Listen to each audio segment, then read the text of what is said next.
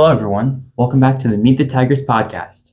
I'm your host, Caleb Clausen. Today, I'm sitting in with Bart Banwart, a longtime member of the ADM School Board and Adel community. So, how long have you served as an ADM board member? I served for 15 years. I started in the fall of 2010, and I just finished up the fall of 2025. Wow. Yeah. Congratulations. Thank you. What was your favorite part of the job? I really enjoyed the time with the other board members, like the cohesiveness we had with each other and spending time with them and setting vision and goals for the school district to try to accomplish.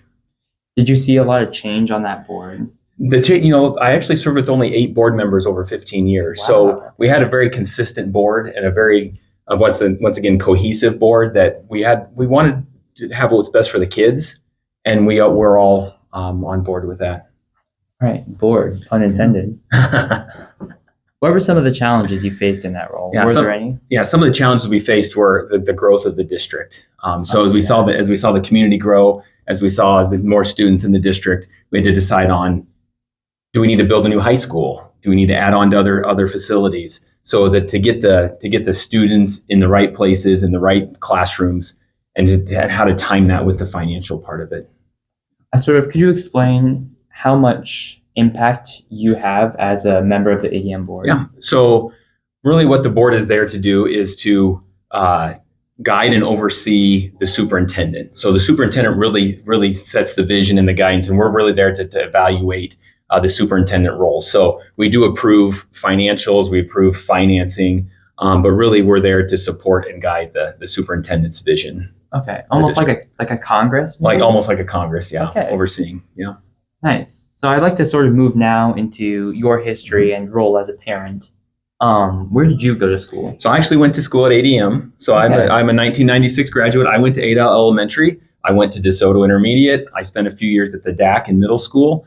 And I spent right here at the ADM High School. I spent all 4 high school years here. So actually my grandparents moved here in 1950. And so my dad went K through 12 at ADM. And my kids are 3rd generation ADM graduates. Wow. So we've been around a while. Amazing. Been around a while. How did raising your kids in the community and in the school affect your decisions as a member of the school board? I had to wear a couple different hats. I had to wear a hat that said what's best for the ADM school kids. And I had to remove that from what's best for my kids, right? So I couldn't interlap those. Now, there were their challenges sometimes. The benefits were, though, the access to administration and principals. I had a little more direct access to them if something was going on with my kids. That other parents may not have, but it was just a matter of, hey, what's best for the district as a whole and not just my children. Even though my children are part of that, what's best for the district as a whole. And you have 4 children. I have 4 children, yep.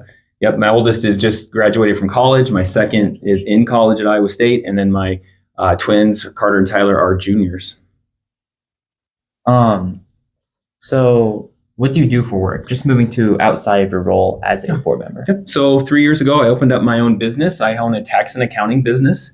So this time of year, as we film this, I'm working a lot of hours preparing people's tax returns. I do bookkeeping and accounting for people and try to keep their money in order. So yeah, I work for myself. I'm my own boss. It's great. Yeah. Do you have any employees? I don't, and I don't plan to hire any. I love working. I love being a solo person and not having to manage people. Awesome. Do you have any regrets from your time as a board member? Any decisions you made that later you looked back and you weren't sure if it was the best decision? Sometimes you wonder long term what those are going to look like. So nothing specifically that comes to mind, regrets, but there's always decisions that affect certain people, certain teachers that, one would be, we wish we could pay our teachers a lot more money. Yeah. And there needs to be, but the finances need to be available to do that. So we want the best teachers, we want the best pay. And sometimes you just can't get everything you want with the money you have. Right. So I get the impression you've lived in Adel for most of your life. Where did you go to college? So I went to college at Northwestern in Orange City. Okay. And so I got my accounting degree there. I haven't lived in Adel. I was thinking about this before we started this. So 4 years at college and about 3 years outside of college. I have not lived in Adel, but the other 40 plus years, I've lived in 3 different places, 3 different houses in Adel. So a long time resident. And how have you seen the community change in that time? Yeah, so the growth of the community, so the number of people that are here, we've certainly seen that especially the south side of Adel right now and all the new housing development. So just the number of people in Adel, it's probably been the biggest change. I think the people stay, like, we're still a small town. Let's call it what it is. We're still a small town. Yeah. But I think just the number of people and the thought of, can I know everybody in town? Probably not anymore. But 40 years ago, it felt like we could know everybody that was around. Yeah. And has anything stayed mostly the same in that time? A few things. The Sweet Corn Festival parade, it's still long. If you've been to it, it's a long parade. Patrick's is still around. It's changed locations, but that's been around since I was a kid. And one stoplight. It's been a one stoplight town since I was a child. In fact, when I was growing up, there was only one stoplight from Adel to Menards to the 3580 interchange. So that's certainly been a change through Waukee in that area over the time. Do you think we'll get another stoplight soon? We may. That's a good question. That's a whole nother issue with roundabouts and stoplights. I'm not going to touch that one right now. You've heard, I'm not going there with that one, but maybe we will. We'll see. Yeah. We'll see. So, like, when you're not a board member or an accountant or, well, I guess you're always a parent, but when you're not parenting, like, what do you like to do in your free time? So you'll find me at usually one of three things. One is I'll be with my family. Two, I'll be officiating an event. Maybe you'll see me around athletics. And the third, I'll be doing something with my church. So sometimes you'll see the blend of all three of those.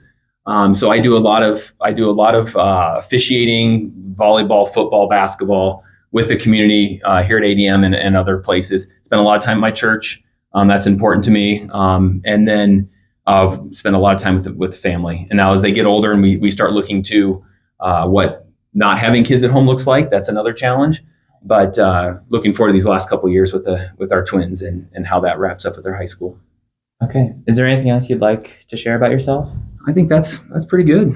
Done a good job. Thank you so much. You're very welcome. And thank you for watching. This has been Meet the Tigers. I'm your host, Caleb Clausen, and you are? Bart Banwart. All right. Thank you.